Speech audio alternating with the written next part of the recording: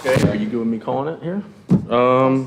Okay, let's open up the November 28th, 2023 City of Cocoa Beach Police and Fire Pension Board meeting.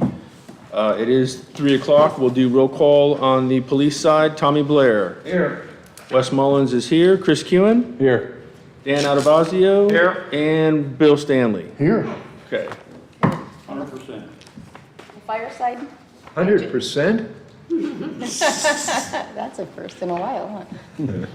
AJ Anderson? Present. Weekman? Yep, present. I'm here, Michelle Dean, Here.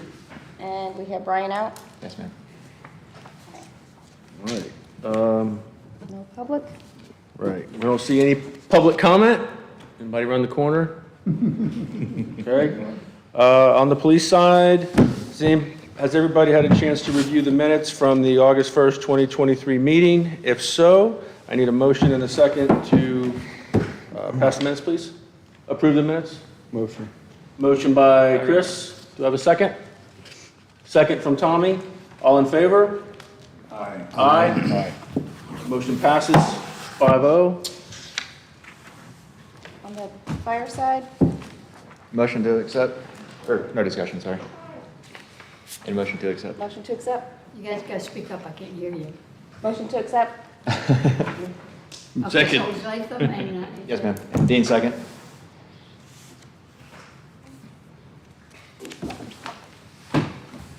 Expenses? All in favor?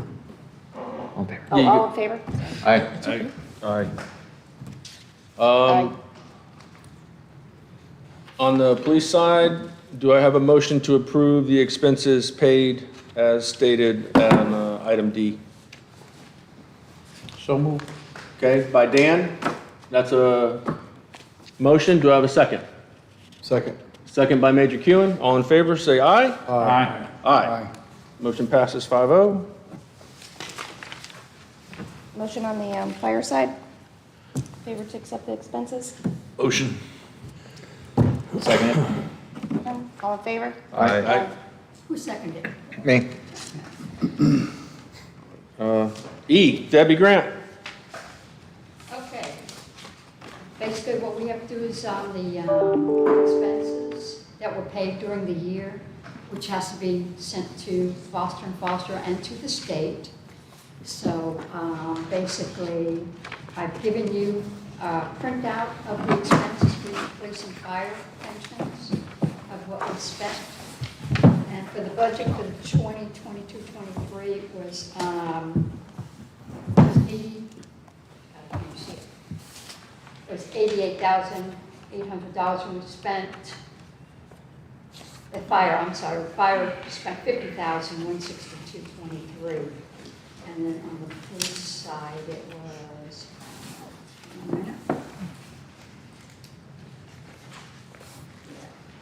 okay, I don't have it. I don't have the police one. But anyways, it was under the budget anyways. I don't know. For some reason, I don't have it here. I do see it. It's in the meeting minutes, Oh, okay, here it is. Here's the, the summary. the police was, their expenses came out to $80,793.98, and a lot of that was due to, we had a disability hearing.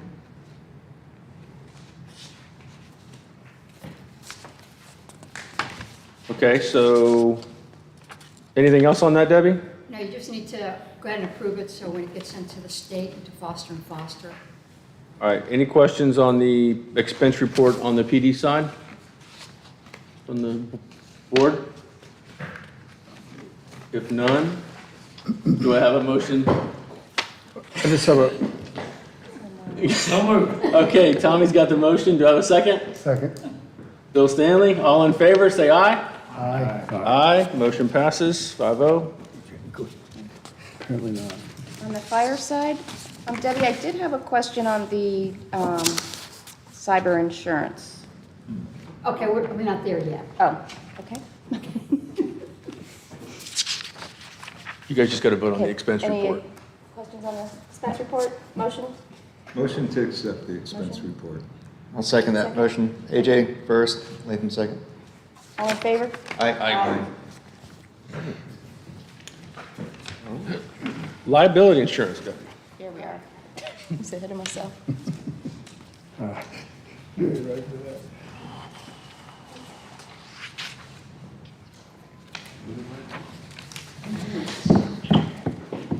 You said you had a question on that, on the cyber? Yes, was that I didn't go back and look, or maybe I couldn't open the attachment. The company we used last year versus the quote from this year, was it the same? Same. Same company? 300, yes. And do you know what the percentage is that it increased by?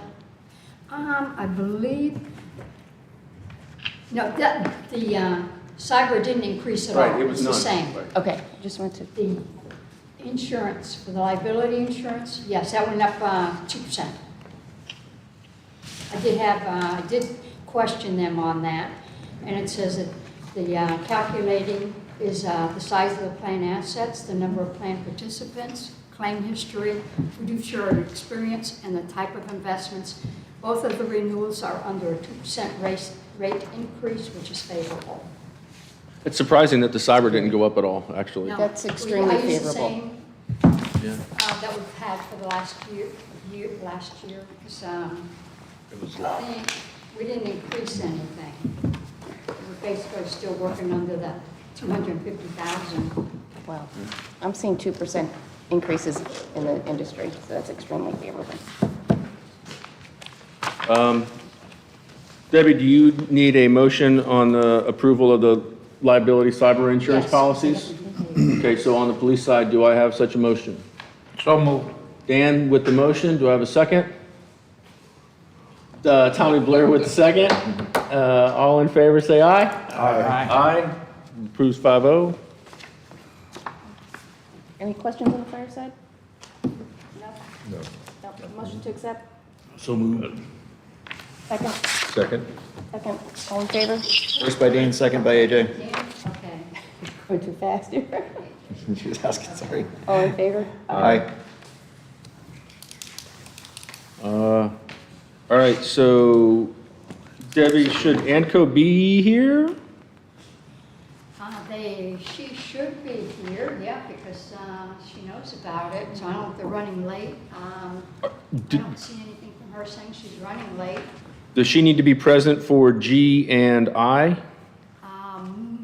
Well, I she does, obviously. She's gonna prove that. Yeah. This agreement was between her and Pedro. Now, Pedro knows about it, so Pedro, do you have anything about that? Hey, Pedro, I don't know if you could hear Debbie, but she's asking if you have any information on item G, the consulting agreement? Yes, so I believe that was sent over to Carrie, and I thought that she had gotten everything signed off on. I know we sent it over. If you give me 1 second, I'll see if I can pull up the correspondence on it. They extended it till this meeting because to get everybody, or the chairmans together was hard, so they allowed me to wait till today.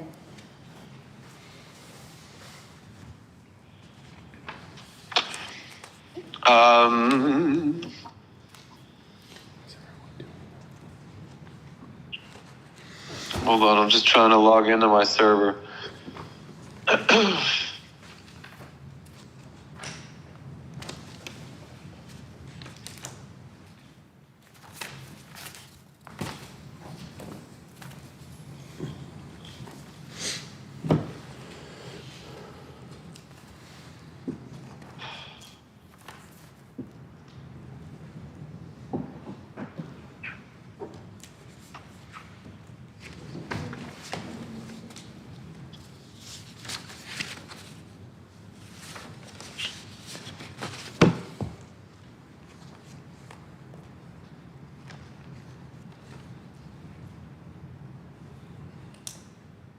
So, Debbie, Carrie sent you an email October 25th with the agreements partially executed, and she was asking if you could have the chairman execute and then return back to her.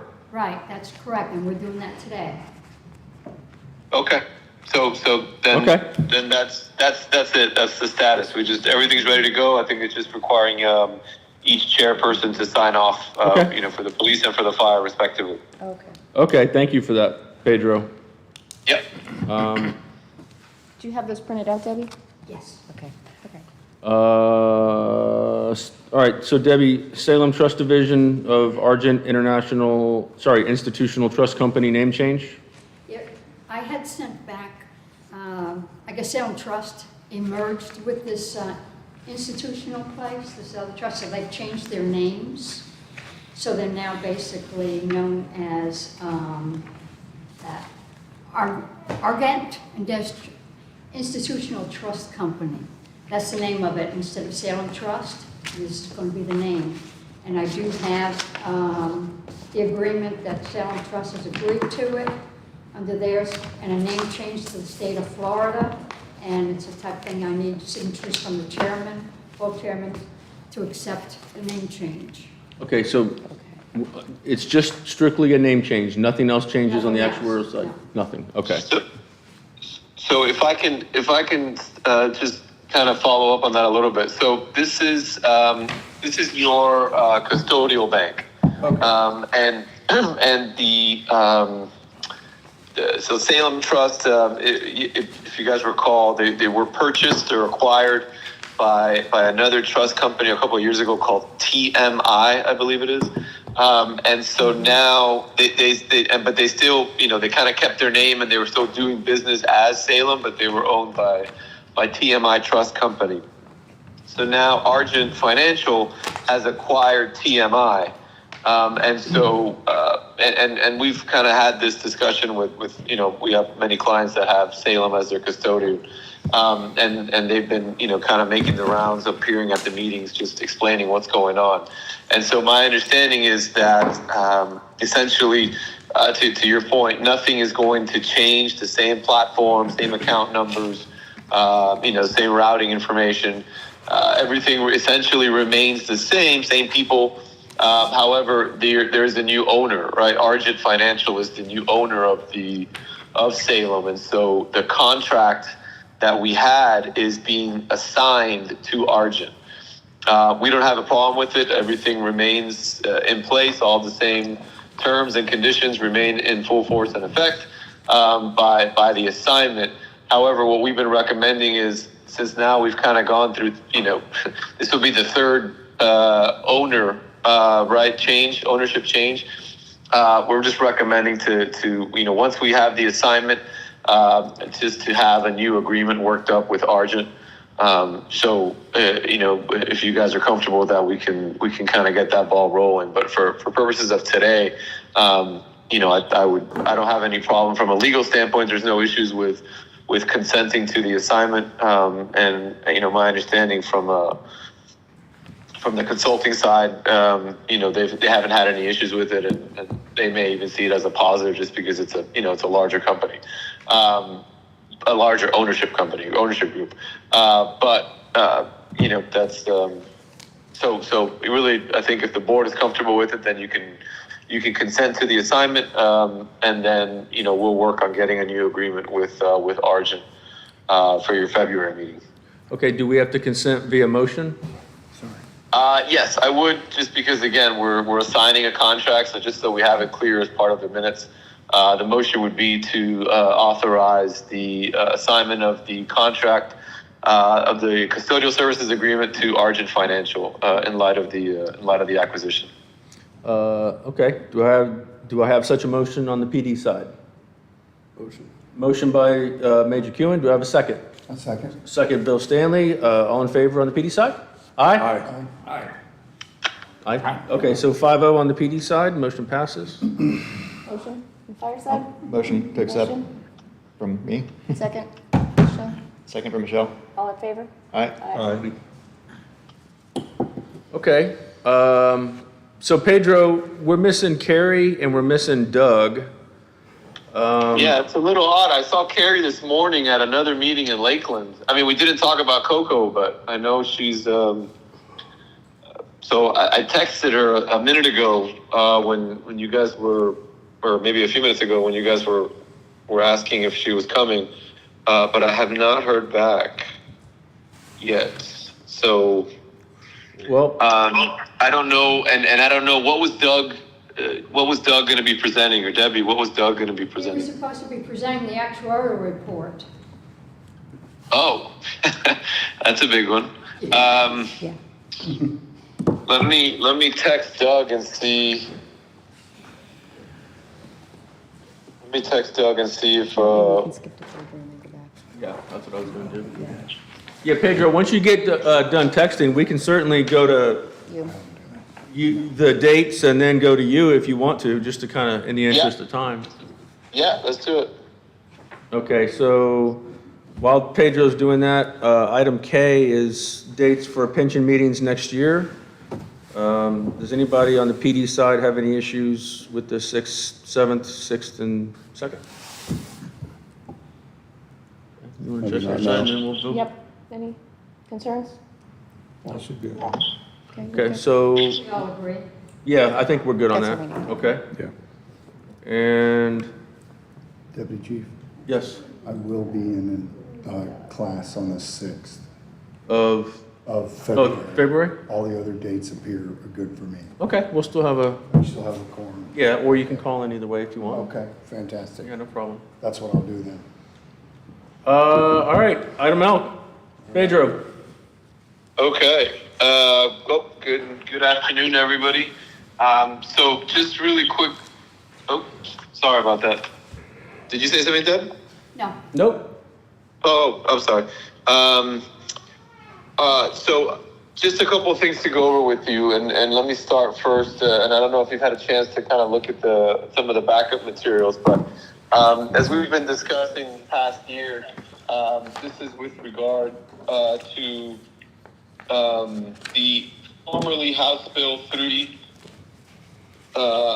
which is now, as of July 1st, 2023, Chapter 2023-28. And if you guys recall, this is the law that really amended the definition of a fiduciary for purposes of requiring now that trustees, or fiduciaries rather, solely consider quote unquote pecuniary factors when making investment decisions. And so pecuniary factor, if you guys recall, is essentially defined as affecting risk and or return, right? So what part of the statute requires is a compliance report to be filed every other year, beginning this year. The report needs to be filed by December 15th, and the oh, sorry, I just got a text from Carrie. Oh, She said she apologized. She had this scheduled for tomorrow, but she's asking if Debbie can loop her in. Debbie, I might be able to loop her in if you can't. yeah, you can, I don't know how to do that. I think yeah, Pedro, you can or I can. I'm good either way. I can add a caller to it, but Oh, okay. Yeah, I mean, if you wanna just add her to it, and I can give you her number. okay, go ahead with the number. Yeah, it's 407 Okay, 963 okay. 7410. Okay, give me a minute in case I lose you, all right? I'll call you back. Yeah.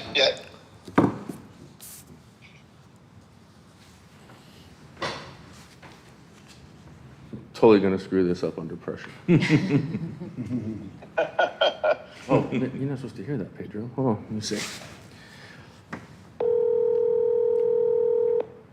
Hello, this is Carrie speaking. Hey, Carrie, this is Wes from the Cocoa Beach Police Department. How are you? Hey, Wes, thanks a bunch for the phone call. My sincere I just hit merge.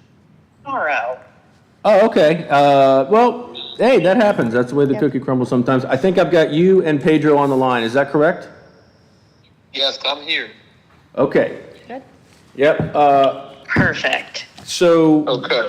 we're at a position. So let me, if you want, Carrie, if you don't mind, I think they jumped you and put me in your place, but I'll be really quick. I'm just finishing up now, and then I think you can jump on. And Absolutely, trustees- thank you. Yeah, no problem. I spoke to Doug, also texted me. He was saying that he said that he wasn't attending, that he thought he had informed Debbie that he couldn't be here, that he wouldn't be in attendance, but he's asking if he can call in. So I think, if we can, I don't know how we're going to do it if I drop off or if somebody else drops off, but maybe we can have Doug call in as well. Well, on the actuary report, isn't it kind of important to have him here? I mean, It's up to you guys. I think usually, do you have the reports? Do you have copies of the reports? I don't in front of me. Oh, no, that's not the actuary. This That's is Carrie's stuff. This is Anco's. Yeah, I think the actuary stuff, we would need to have him here. Okay. I mean, well, that's just No, my I- view. Hold on. I mean, I just want to get your opinion and the board and, Usually, Oh, usually that- the actual report Yes, is I have also that. needed for the city to determine how much money they're going to provide yeah. their contributions. Yeah, it's I have not gotten dated. anything I back was gonna from do some Foster comparing. Foster So- for the can get a actuary new for one. the meeting, but yet I thought he was bringing it with You him. didn't get an email? Yeah, so Deb, Pedro, I don't know how much of that you heard, but essentially Deb's concern is that, she needs the numbers from Doug to give to the city for the, for their funding review and all that stuff, so. Sure. Would it Well, be, I guess my question is, do we have, does the board have copies of the valuation report? No. no. No. Okay, then that's just, then I would say that it's, I would say that it's not going to go well. It's going to be very difficult to kind of Right. follow along without him being there personally is not as much of an issue, I think, but obviously you guys need the report. You need to be able to follow along what he's saying. So I can just let him know if you guys want that we can put him on for the February meeting, unless you guys want to call a special meeting. That's up to you, but. The board has to approve the Yes. actuarial report before it goes. The board has to approve the valuation report. There's no, and this is maybe where Debbie kind of steps in. I don't know what the city's requirement is. I mean, I think we're still kind of early on in the season. I wouldn't imagine there's that much of an issue adopting the report at the February meeting, just because, essentially setting forth the required contribution for the next fiscal year. And the cities typically don't begin their budget process until, maybe May. So, but I don't know. I'm deferring, Debbie, you have a much better idea. Well, the city is already asking me for the actuarial evaluation report, and they know that the meeting was today. So I don't know if they need it before February. I don't know. Why don't we just take that as it comes? I guess maybe if we could check in with the city, and if we need to call a special meeting, We can do a special meeting. that's kind of what we have to do. But if not, we can wait until the February meeting, and we can always get the city a preliminary report just so they have the number.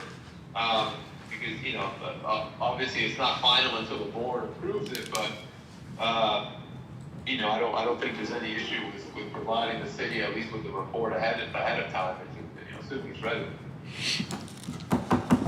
I'm okay with that. So, okay, so I guess on the PD side, any discussion, any thoughts on just pushing it? I feel like we kind of need him here. I agree. Great. I agree. We can't approve it, we can't have it here. Yeah, yeah. Right. At the same time, I guess it could be sent to the city and we could approve it in February. Yeah, either way. I Either mean, that's way. the only way you can do it right now. Yeah, all right. All right, so Pedro, what Tommy was saying is, Doug can send whatever he wants to Debbie, and then Debbie can send whatever she Right. wants to the city, and then we can approve whatever we do as a board in February. Yeah. Okay, Perfect. okay. Which honestly should be fine. I mean, I think that's most of my plans. That's when they kind of start their review, or that's when they approve their valuation reports, is in January, February, March. So hopefully that'll be okay. But either way, I'll reach out to Doug. I'll have him send the report to Debbie. And then, if the city really needs us to approve it, then, we'll have to call a special meeting. If the city can wait until February, then we'll just do it at the February meeting. Okay, so that gets rid of item J. On the fire side, are you okay? Any discussion on that? You guys okay with that? For getting the actual report, yes, we got, what, Really don't have a choice. and, Preliminary, go to Debbie, to the city, and then, yeah, I think in the meantime, I think, Patricia and Debbie, they need, Patricia's the head of finance, she may have some, correspondence with the actuarial, but not sure. okay. Lock it And we down. could do a special meeting if needed. Probably get a head start on it, really, because it is a big deal. Yeah. You guys good with that? Yeah. All right, Pedro, we're good with that, so it's still your show. Yeah, let me just finish up and we'll get to the more important stuff. So just as I was mentioning before, part of the requirement of the new statute is that we file a report, a compliance report with the state. And so this is going to be filed by December 15th. Actually, the portal was opened yesterday, I believe. So if it can, so filings can begin to be made. And so what we did was there was really not much direction given from the state in terms of what the report would look like. So we kind of collaborated with some of our pension colleagues around the state and developed a template report for all of our plans. And so the thought is that we're all going to essentially submit this. It's really a set of 7 affirmative statements and references back to the investment policy statement, which is the board's operative document, right? Their guiding document with respect to how it handles investments and allocation decisions. So I did discuss the template with Keith Brinkman at the Division of Retirement, and although it was not a formal blessing, it did seem informally like this would suffice. But obviously we'll wait and see what response we get back from the state next calendar year, and we'll go from there. But in the meantime, we are just in the interest of kind of dotting our I's and crossing our T's. We are having our boards essentially adopt or pass 2 motions. The first motion is authorizing Debbie as your third-party administrator to go ahead and file this report on your behalf. So one of the requirements that the division put out was for those who were going to file this report, they needed to register through that portal. And so, Debbie, I'm not sure if you've had a chance to do this yet, but I can send you the link if you'd like to go ahead and do that. No, I already did it. What's that, Debbie? I already did it. Okay, she already, Cutoff date. yeah, she said she already did it. Perfect. I thought so. Okay. So I think the first motion, I would say, just so that we have it again as part of our record, as part of the minutes, because this all kind of took place in between meetings. Nobody really knew that this was going to be something that was going to be required. So the first motion would be just authorizing your third-party administrator to go ahead and file the report on each of the board's behalf. Okay, so on the PD side, do I have that motion? So moved. Tommy, do I have a second? Second. Bill Stanley, all in favor? Aye.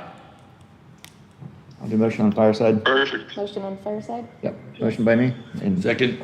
second, Dean, Dean. second. Motion by me, second on Dean. All okay? All Aye. approved? Aye. Okay.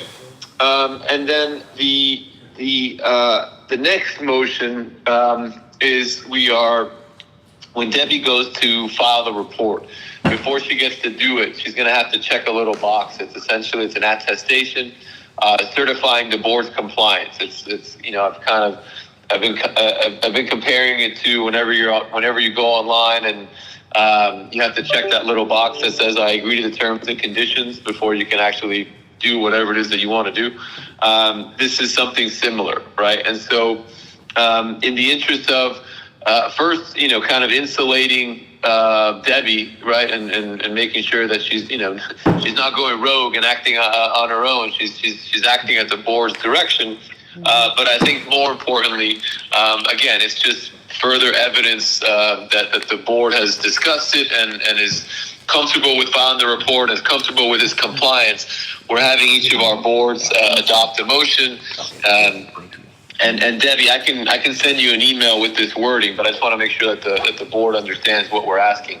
And it's essentially the board is certifying its compliance with Chapter 2023-28 and filing of the report accordingly, subject to final legal approval. Great. And so, again, that's it's probably overkill and certainly redundant, but we just want to make sure that the record is clear and that there's no ambiguities, no questions as to what the board has done, what they know, and what they, more importantly, what they should have done. And so that's, next time we go through this exercise, I suspect it'll be without, a lot less painful. But since this is the first time, I just want to make sure that we're covering all our bases. So Yeah. that would be the motion. And again, you don't have to repeat it. If you want to say so moved, then I can help Debbie with the verbiage, and we'll have it for the minutes. Actually, before we do that, we have a newer board member here on the PD side. Sure. And I just, without getting into the whole thing, can you kind of go into the ESG? Sure. Just one more time, what it's about Sure. for the record, so he knows what he's voting on? Sure, no Okay. problem. So just taking a step back. So as a trustee on this board, you are considered a fiduciary. All of the trustees are considered fiduciaries, and so a fiduciary is essentially it's the highest standard of care afforded under the law, right? It ultimately means that you're personally liable. So I'm sure they didn't tell you that, but in addition to your inordinate salary for serving on the board, you're also personally liable for any mistakes. But luckily we have insurance, so you're okay. But the statutory requirements to define a fiduciary, right, in such a way so that you are acting solely in the best interest of the participants and beneficiaries of the trust fund, of the pension fund, while defraying reasonable expenses. And then this new statutory amendment that was passed by the Florida legislature back in April essentially amends that to now add that fiduciaries are only considered, should only consider quote unquote pecuniary factors when making these decisions. And a pecuniary factor is defined as dealing specifically with or affecting risk and or return, right? And so the statute goes on to prohibit the consideration or the furtherance of any type of political, sociological, or ideological goals. And so really, originally this was coined or kind of the anti-ESG bill, environmental, social, and governance factors. If you're familiar with that acronym, in the investment space, it's kind of, and Carrie can speak to the history on this certainly much better than I can. But maybe about a decade or so ago, this ESG factors really started kind of taking a hold, and it's my understanding now that a lot of managers and a lot of investment companies use these their portfolio stock selections. And so the statute originally was thought of as an anti-ESG, but ultimately it really turned out that it wasn't anti-ESG. It's really more, I think, geared towards legislating intent rather than a final decision. And so what I mean by that is it seems as though the board can invest in an ESG fund if it chooses to. But the reasoning, the basis for that decision can only be, this is the performance, the fees, the risk, alpha, beta, all those empirical data points that Carrie has as part of her reports, rather than this fund really does a lot to save the whales, or this fund does a lot to curb global warming, or protest the war in the Ukraine, or something to that effect. And so part of the new statute is that we have to file a report now every other year with the state, just certifying that the board is adhering to the rules and essentially adhering to its fiduciary responsibilities by not looking at anything that is not quote unquote pecuniary, right? So that's kind of the basis or the genesis of this whole discussion. Thank you. Sure. And I understand, obviously, that's a lot of information to kind of, digest. So if you need anything or if you want to just, talk offline or have any further questions, I'm happy to give you my number and in my email and we can set up a time or we can chat about whatever it is that you may have questions on. Okay? Appreciate that. Sure. You guys have any questions? Before we get the motion? Okay. So, and I apologize, I forgot. I don't know if there was another question, but No, can you redo the motion again and we just say so moved? Sure. Thank you. Sure. So the motion is certifying the board's compliance with Chapter 2023-28 and authorizing the filing of the pecuniary factors report accordingly, subject to final legal approval. All in favor for police? Aye. So moved on the police side. All in favor? All right. Motion or your motion first? We gave the motion, this is just Okay, cool. repeating Yeah, what we all in said. favor, All aye. in favor? Aye. Okay, great. Thank you all. And Debbie, what I'll do is, it's up to you. I can either send you an email now or when you get the minutes ready and you send it to me, I can kind of revise them. Whatever is easier for you. Send it to me now. Okay, just go ahead and send it to her now or just soon. All right, I'll Thanks. send it. Yeah, I'll send it to you. Thank you. Okay, and then the last just brief item I wanted to touch on, and for our newest trustee, it's timely. So this is the gift giving season, or the beginning of it anyway. And so typically I'll use this opportunity to kind of refresh everybody's memory with respect to their obligations under the state ethics rules. And so by virtue of your service on this board, you are technically considered a public official, and so therefore subject to state ethics laws. And so just really quickly recapping what that means, if you're given something of value, regardless of the value that you believe is being given to you in some way, shape, or form to influence your decisions on the board, you should obviously reject that. If you're given something that's valued at $25 or less, you can accept it, and there's no reporting requirements. Anything valued between $25 and $100 can be accepted as well. However, there is a reporting requirement on behalf of the person, company, entity that gives you the gift, right? And then anything over $100 should not be accepted, should not be should be returned to sender or donated. And we do recommend filing a letter with the state just advising that you received the gift, who gave it to you, the value, and ultimately the disposition of the gift, right? What you did with it. You donated it, you returned it to sender, whatever the case may be. Does that make sense to everybody?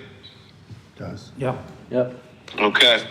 And so historically what we've done is we did provide holiday gifts, always at less than $25 to all of our boards. However, when COVID hit, we kind of had to pivot away from that just because of the logistical nightmare. And so we opted to make charitable donations in each of our clients' names. And so we'd like to continue that practice this year. We're going to be making a donation to local food banks around the state. But obviously, if there's another organization or another charity that you would prefer that we donate to, we're happy to do so.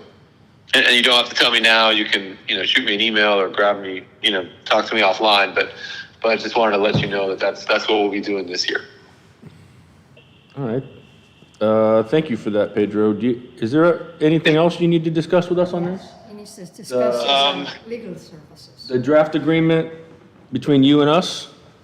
Sure, and that was going to be the last item I just wanted to touch on, and I don't know if you've had a chance to look at it, but I know at the last meeting we talked about just having a more formal engagement letter, because if you guys recall, we were still kind of operating under Scott's prior agreement, which was assigned to us. So what we did is we just kind of drafted our standard engagement letter, and I think everything you see there, just describes kind of our services. It's not meant to be all inclusive, but it describes just, kind of what we'll do, which is really anything you ask us to ultimately, I think. And then, obviously the fee, the rate, and the fact that you guys can terminate us, with, as opposed to your other vendors where it's typically 30 days to 60 days notice, you can terminate us, with basically no notice. So that's I think that's the meat of the of everything I wanted to say. But obviously, if you have any questions or anything on the agreement, I'm happy to address it. No? PD side, any questions? Dan, anything? You good? No. Okay, so do we need a motion to approve? Is that what we need to do, or? So I don't think you need a formal motion to approve it. Maybe if just by consensus you can authorize each respective chairperson to sign the agreement, but you're not. You guys already hired us or me, so you're not really taking any formal action. I think it's just a matter of Debbie had a good point to just kind of update the records and make sure we had an agreement in place, because it had been, I think, at this point maybe 3 or 4 years since I took over, so it just seemed like a good idea. I'm good. Okay, any consensus on the PD board? Are we good? Yeah. Okay, so the PD's good with me signing on our side, Consensus, fire side? Yep. yes, and fire's good as well. Fire's good. Okay, great. So Pedro, I'll get the chairman to sign it and then send you a copy so you can sign it. Yes, Okay. absolutely. That's not a problem at all. Sounds good. And that's it. That's all I had for my report. Unless Yeah. obviously if you guys have any questions, but I'm just gonna stick on, and so if anything comes up. That's for you. Hey, Pedro. Yes, I'm here. There's on the last agenda item from Debbie, it says updated ordinance for fire, referencing cancer. Yeah, Foster and Foster had sent a request on their impact statement several months back. Wanted to know what was being done with it, and I said it was in your hands. Okay. I know we drafted the amendment, but let me follow up with the city and see kind of where it is in terms of who's the best person, Deb. Who's the best person for me to speak to? The clerk's office or the city attorney, or who should I reach out to? I thought we had sent it in, but I thought I sent it to the city attorney previously, so I can follow up.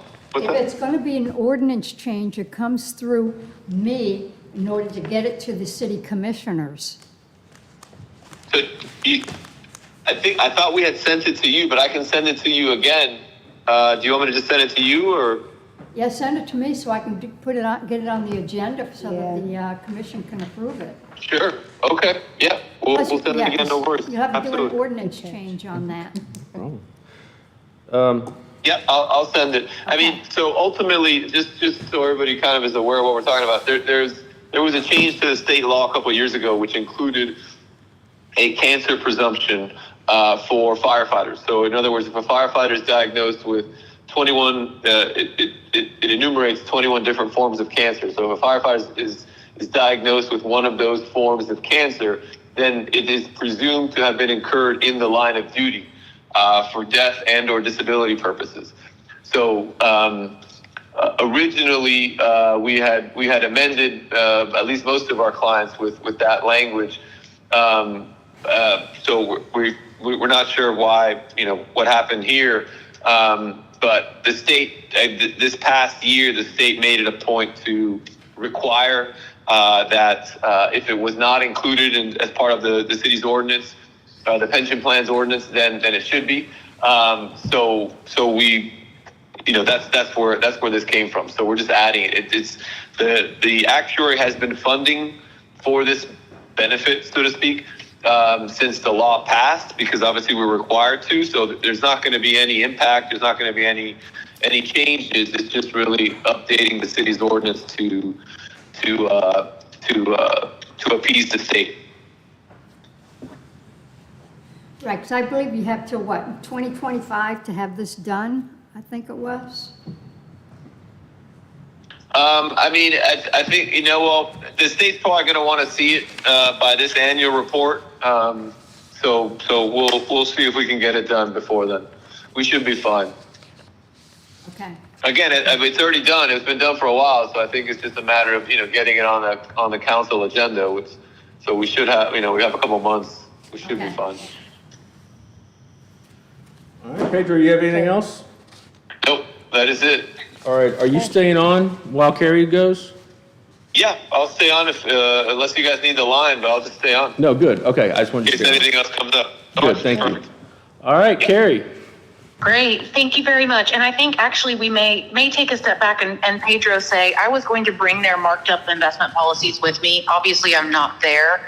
I can walk through the changes. So there's some changes, you know, as Pedro mentioned, for House Bill 3, that the attorneys around the state of Florida came up with in order to kind of codify the compliance with House Bill 3. Just talking about the fact that we will always, you know, consider pecuniary factors when we make investment decisions, that we will vote proxies in that way, et cetera. So I guess my question is, Pedro, could we say, you know, give authorization to have those changes made? I can read them out. What do you think is kind of the best way to proceed for that piece?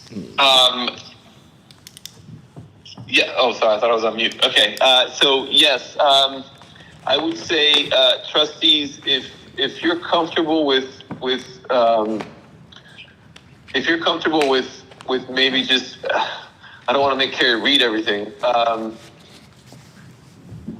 If you're comfortable, essentially what we did was we included language in the investment policy statement that tracks the verbiage from the statute. And so since you guys don't have it in front of you, maybe Carrie, if you wouldn't mind, maybe just reading the new language. Yeah, I'd be happy to. So there's a few new sections. Trustees, if you guys have any questions, obviously you can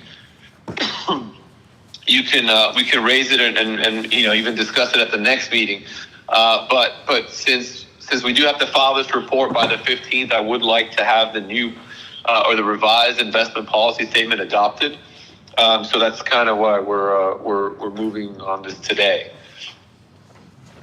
Thanks, Pedro. Thanks for the guidance. And so board members, I'll just kind of give you a summary. And again, this language was really arrived at with all of the pension attorneys in the state of Florida, just trying to make sure that we've got, you know, a 360-degree compliance with this House Bill 3. And so just talking through the changes that we are proposing to your investment policy, to start with in the guidelines section, and I know you don't have it in front of you, but just kind of giving you a high level of idea.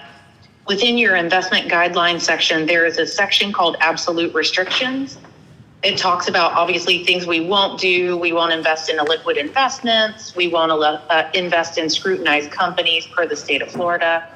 We added a new section that says the board and its investment managers will comply with the applicable requirements of Chapter 2023-28 Laws of Florida, including Section 112.662, along with regulations adopted by the Department of Management Services.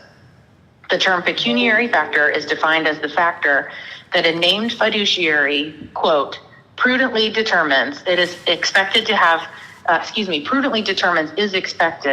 material effect on the risk or returns of an investment based on appropriate investment horizons, consistent with the investment objectives and funding policy of the investment program. The term does not include consideration of the furtherance of any social, political, or ideological interests.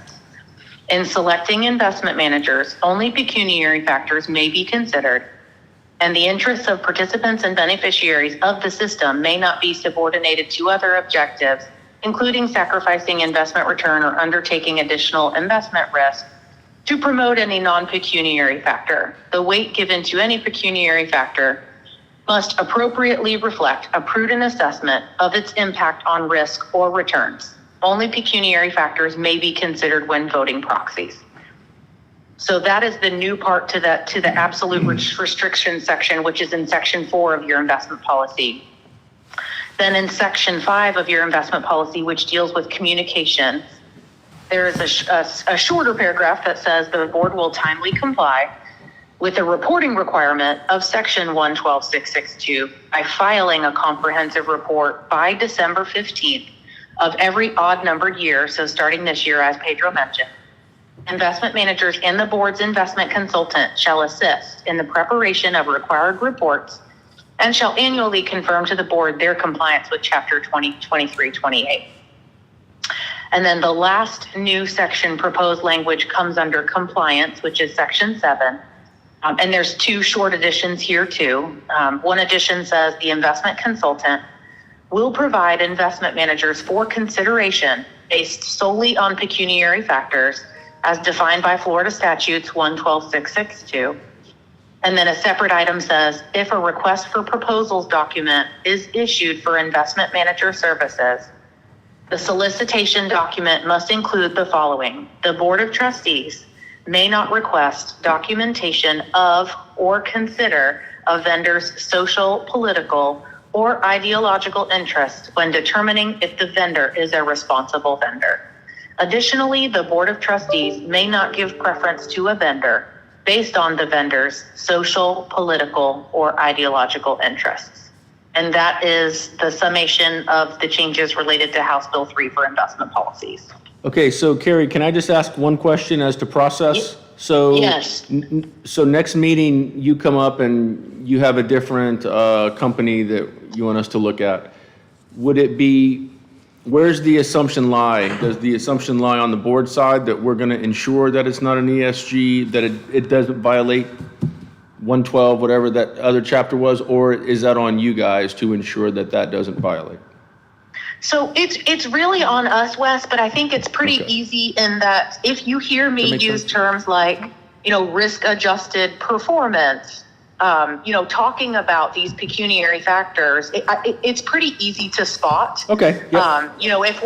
If you're hearing me say things like, I think that we should really, take steps towards ending deforestation, Right. that's a sign. Right. But if in good faith, we are looking at our managers, we are looking at, the tenure of the team, the strength of their team, the performance they have provided, risk-adjusted performance, what is the risk profile? Okay. Those are all the right and correct and compliant things that we should be looking at.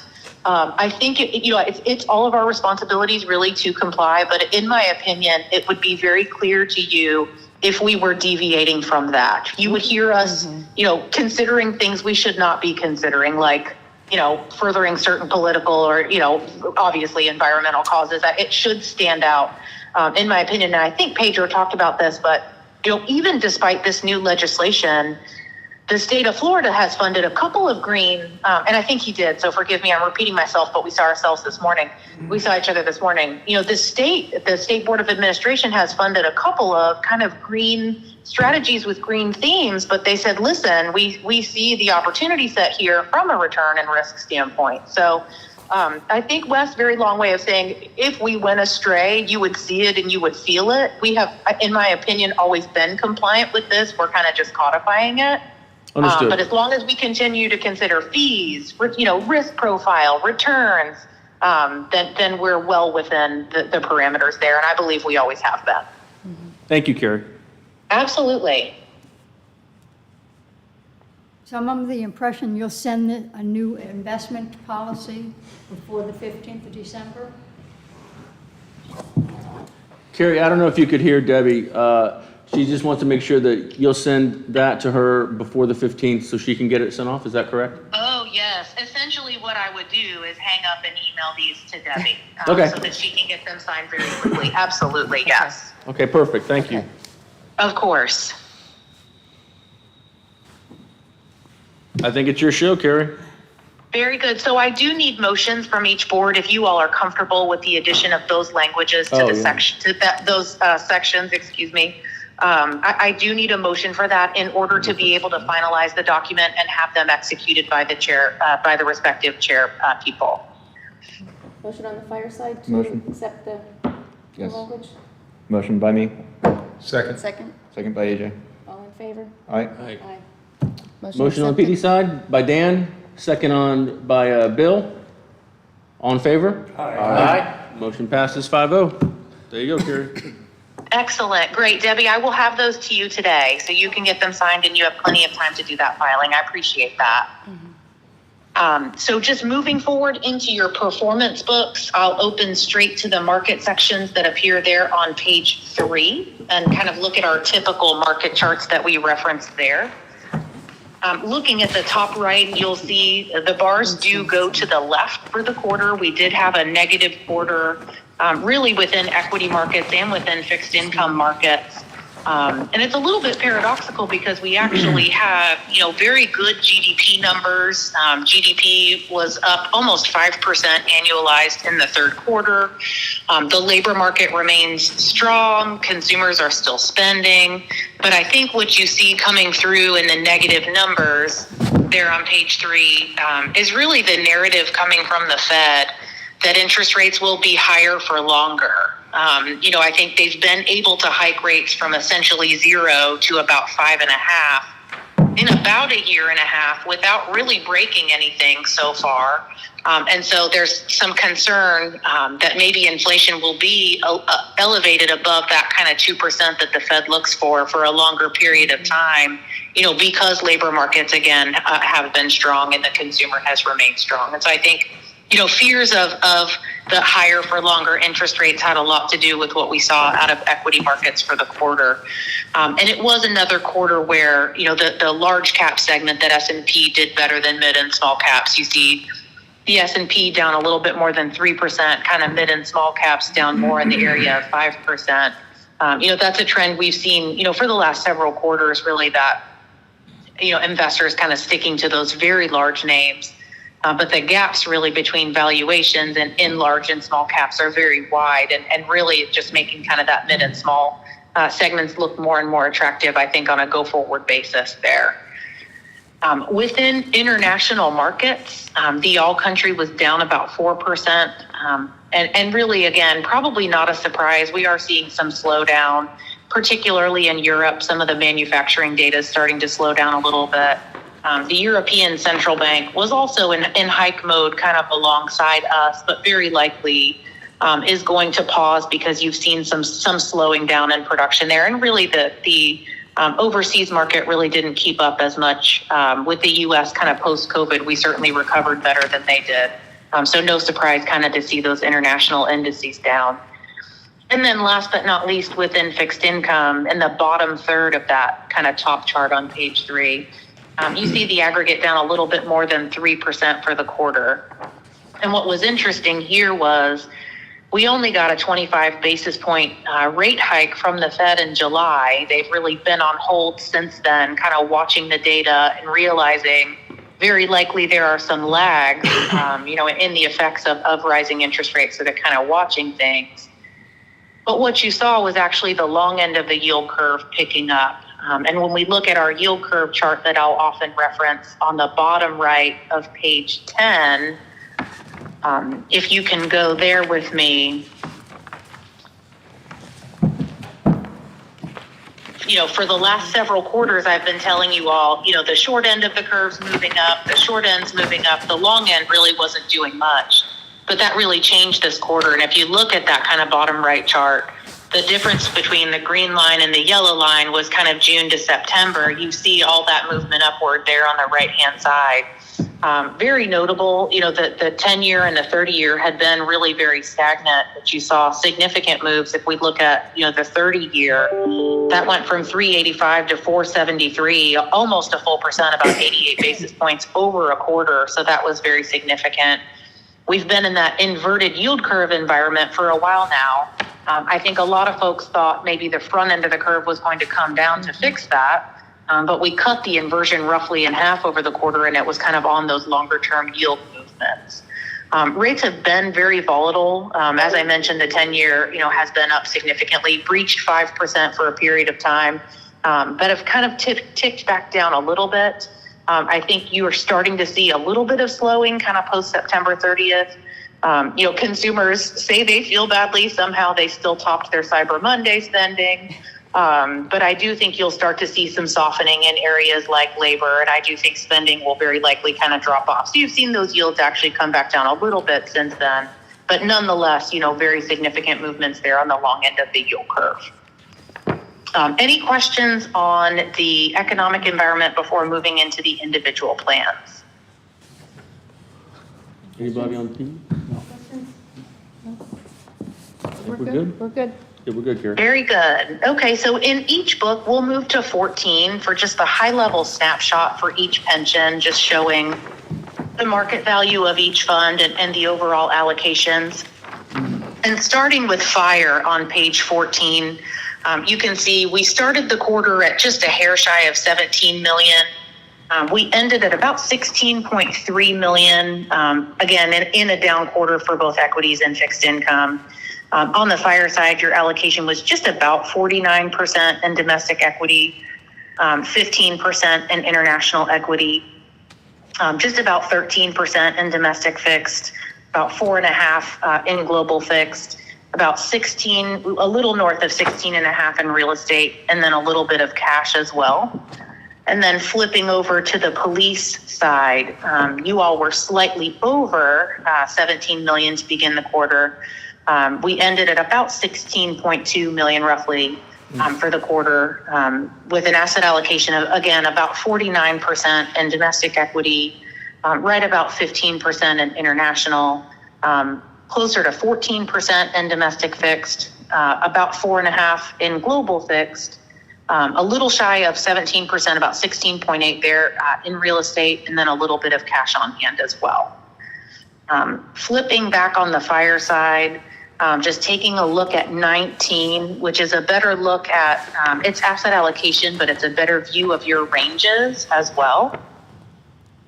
And so on the fire side, on page 19, you can see, everything is in line with your policy targets, as has been the case for the last couple of quarters. I think, the most notable underweight is domestic fixed income. You're a couple of percent underweight in domestic fixed, with that offset to real estate. And we continue to get distributions from ASB. If you'll recall, we did put in a redemption request there, so we continue to get those, which helps to bring us closer to target there. But you are within your investment policy targets, even at this time. And then on the police side, also on page 19, very similar story, obviously, well within your investment policy parameters as well. A slightly underweight to domestic fixed income, a little bit underweight to domestic equity as well, and slightly overweight in real estate, and kind of chipping away at that with the distributions that we have requested. Carrie, with the ASB distributions, so I guess I have two questions, and I'll try and word them without sounding completely ignorant. No worries. How much do we have left to distribute? Is that the 2,848,400 on the PD side, or is that the 2,718,705 on the PD side? And then that's my question one. Okay. And then question two is, how, that seems like it's a real small trickle, right? Yep, and so that's true. So I'll tackle that one first. So Wes, I'm looking at your page 19, following ASB all the way to the second column from the right that says target rebalancing. Effectively, you're about 300,000 over, just to give you some reference.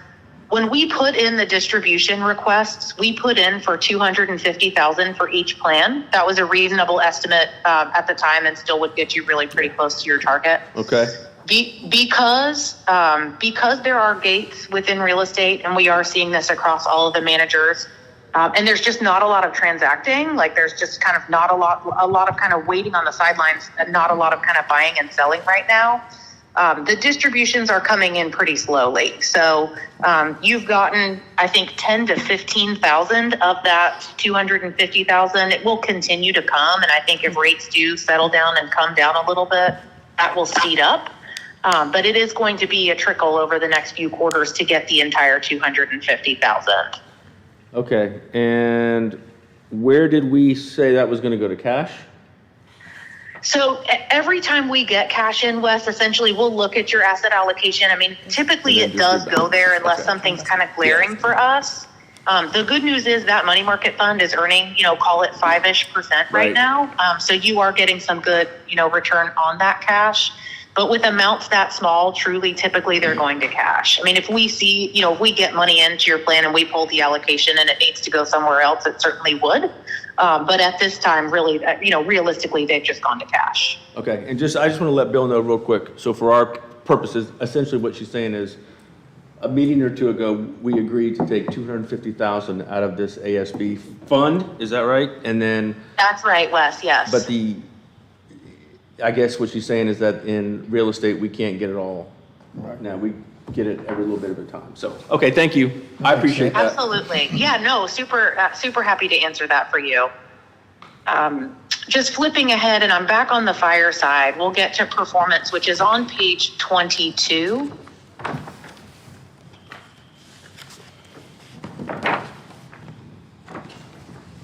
So for the quarter, we were down about 3.5%, slightly more than our policy index, which was down a little over 3, about 3.1%.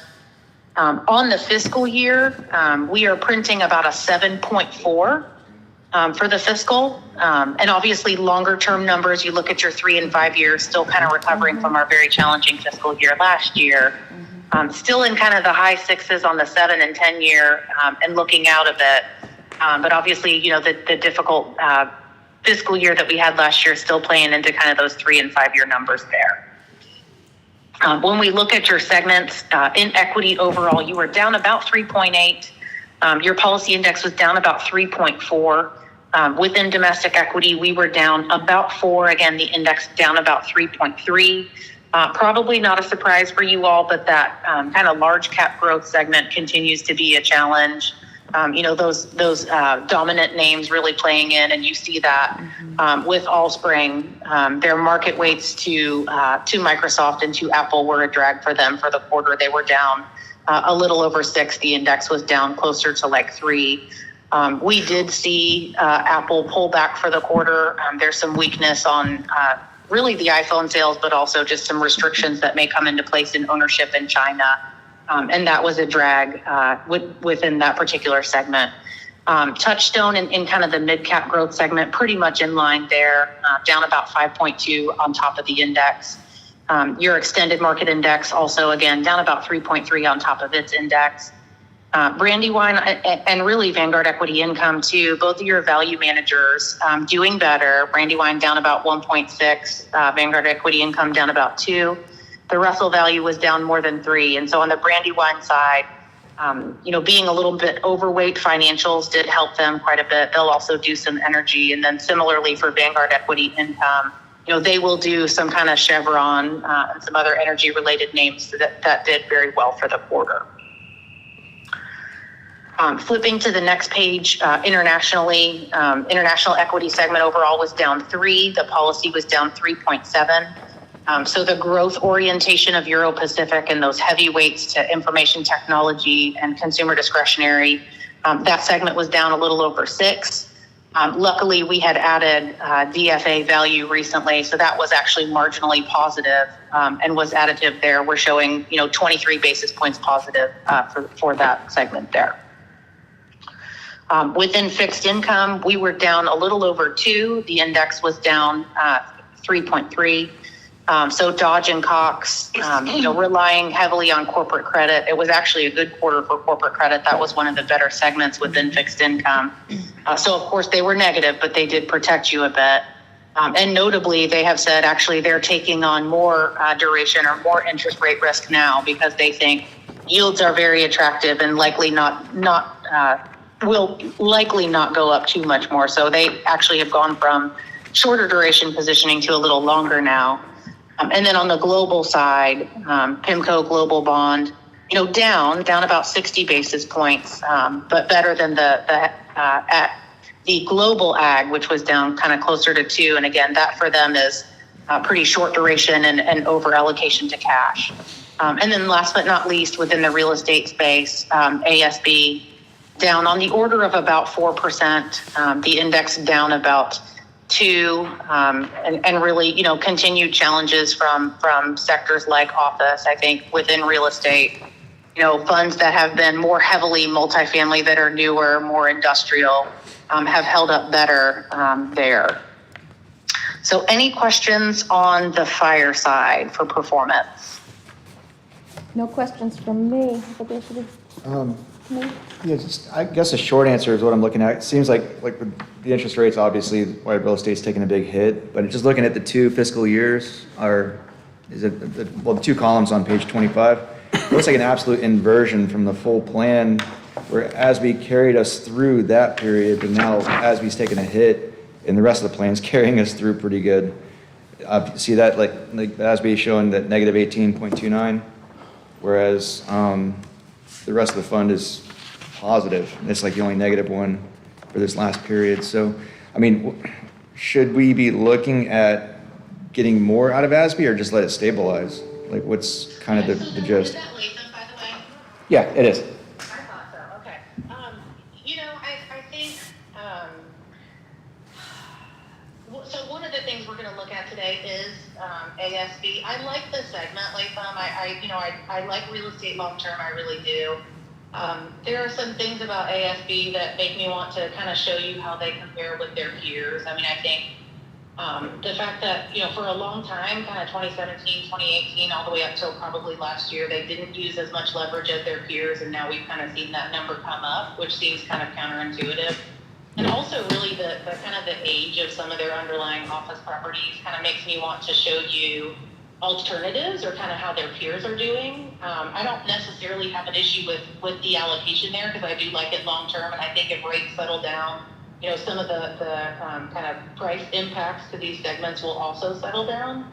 But I do think, I do want to benchmark for you ASB as compared to some of their peers, because I do think that's a discussion worth having, if that answers your question, and please let me know if not. No, absolutely, and understood. Like I said, it just seems like a pretty extreme spike, but obviously the market did exactly that, so.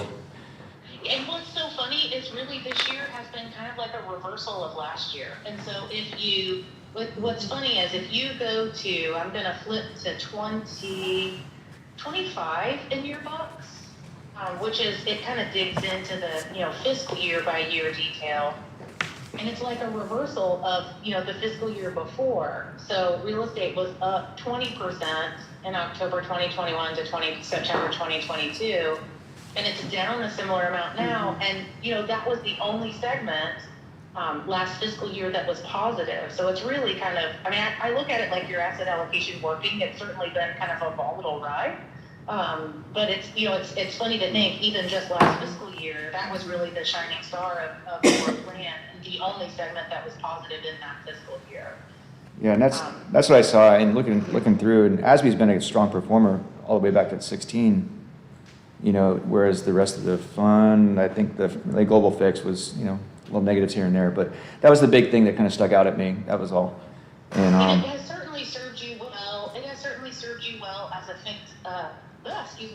a fixed income surrogate too, which is really what we used it for. I think, going back, I'm just going to look at kind of the 5-year, but then your domestic fixed income, you've earned, and again, I'm on 23 if you want to follow. I'm just looking at Dodge and Cox. Yeah. Under the 5-year there, you've earned about 1.3% within fixed income on the 5-year. And you've earned, 3.3% in real estate, even with this terrible year, you've earned a full 2% more over the 5-year. The number gets bigger over the 7-year, et cetera. So, using that as a surrogate for fixed income has been very beneficial for your plan. I do think, some of this is just asset allocation at work. Where you choose assets that are going to perform differently in different markets, and some go up and some go down, but it blends the return experience for you. Yeah, and thank you for the explanation. That was all I had on that. Absolutely, my pleasure. Cool, I'm good. Then I'm going to slide over, obviously want to let our police know how they did, so just kind of sliding over to the police 930 book. Obviously, again, very similar results. You all were down about 3.5 for the quarter, finished just north of kind of 7 for the fiscal year. Again, longer term numbers still in those high 6s, 3 and 5 years still kind of recovering from the very challenging fiscal year last year.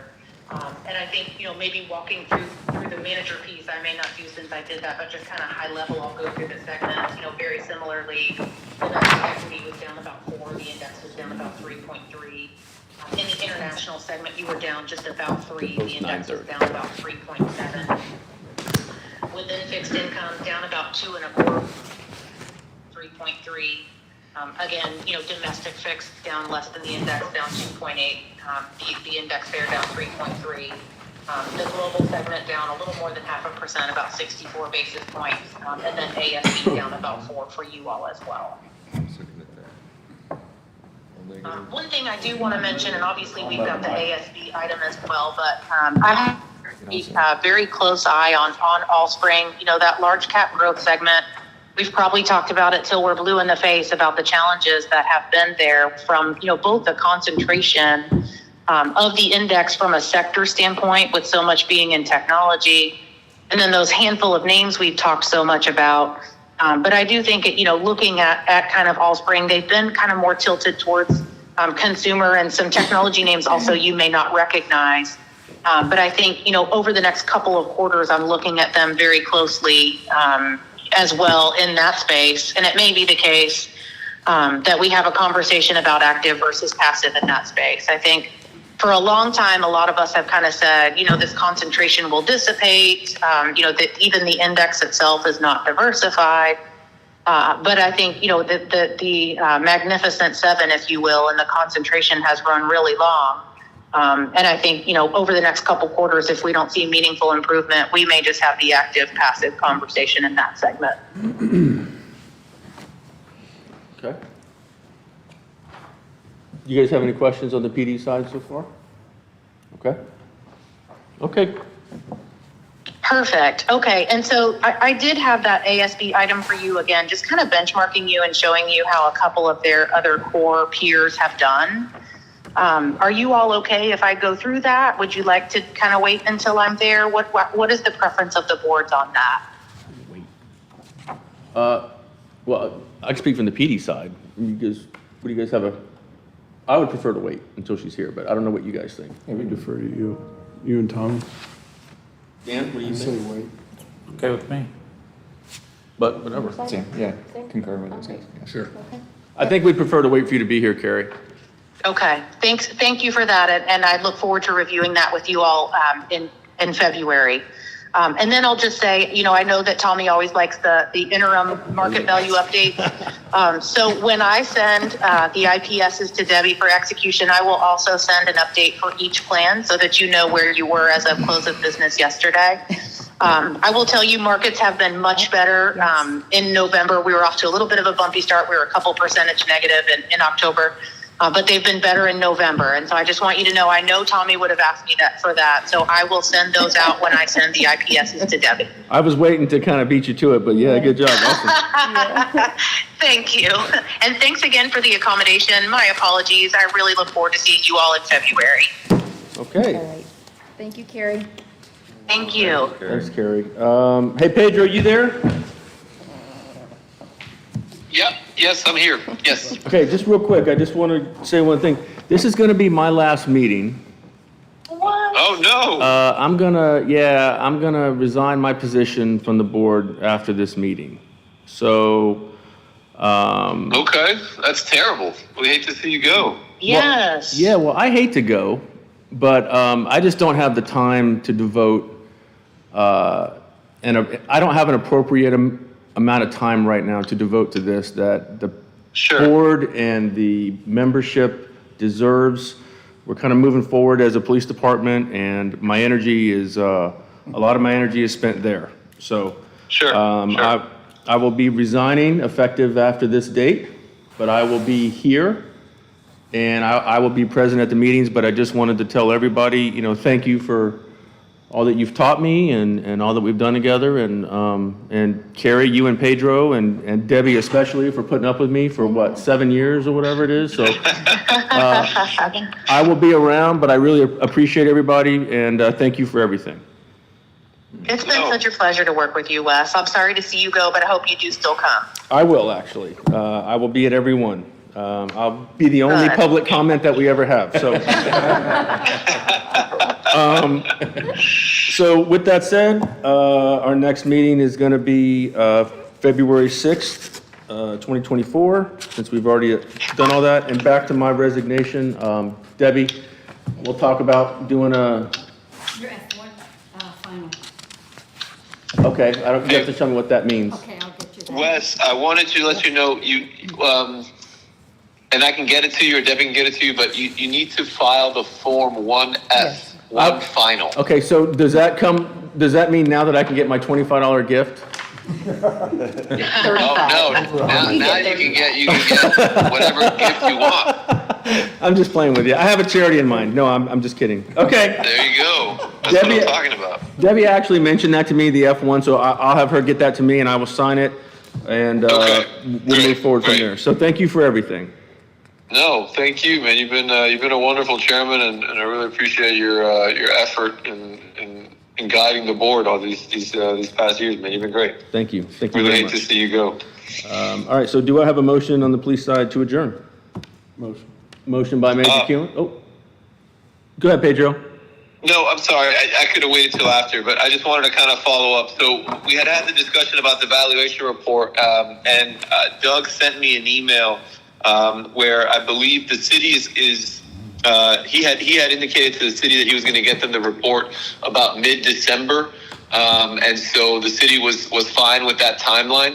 So I think that's still what the plan is, and then he'll present at the February meeting, I believe. But there shouldn't be any issue from the city standpoint. So I don't think there's going to be a need for a special meeting or anything. Okay, Doug is not going to be available on February 6th. He's already got a meeting scheduled, so he's saying it won't be till May Okay. for the actual, but I'll get the information to the city when he sends it to me in December. Could we do another meeting in the beginning of February? He can't be here. Can we change our meeting That's what I'm saying, date? could we change Is that what ours from We can February hold 6th? maybe a special meeting for him to go ahead and do the evaluation. We'll hold a special meeting. Why not change the quarterly meeting date? One day or. To another date, It'd be convenient for I'd have him. to check with Pedro and see where everybody else is on their schedules. Might be a lot Might of- see what, get Pedro and Doug together and see what day works for them. Right, and then let us We could know. do that. Did you hear that, Great. Pedro? Pedro, I'm going to translate if you didn't hear it. What we're going to try and do is, what the board is going to do is they're going to approach you and Doug to see if there's a date other than February 6th that works for you both. Because Doug can't be here on the 6th, and we're going to see if there's another date that works. And Debbie will coordinate that with you. Sure. That's fine. Okay, all right. Anything else? Okay. I think that's it. Motion from the PD to adjourn? So moved by Dan. I did the initial. Okay, so second by Dan, first by Major Kewen. All in favor, say aye. Aye. Motion to adjourn on the fireside? Motion by me? Motion by, second, Michelle? All in favor? Aye. Okay. Adjourned. Hey, appreciate you guys. I'll see you next meeting. Thank you. And stay safe. All right, Wes. Michael, Everybody have a great Christmas. Yeah, have a Merry Christmas to you guys too. Yep. Same to you guys. Stay safe, Because okay? I have X amount of Thank you very much. classy stuff. Have you heard anything about the marina? Okay. I didn't expect that you necessarily would. I haven't either. I think there's still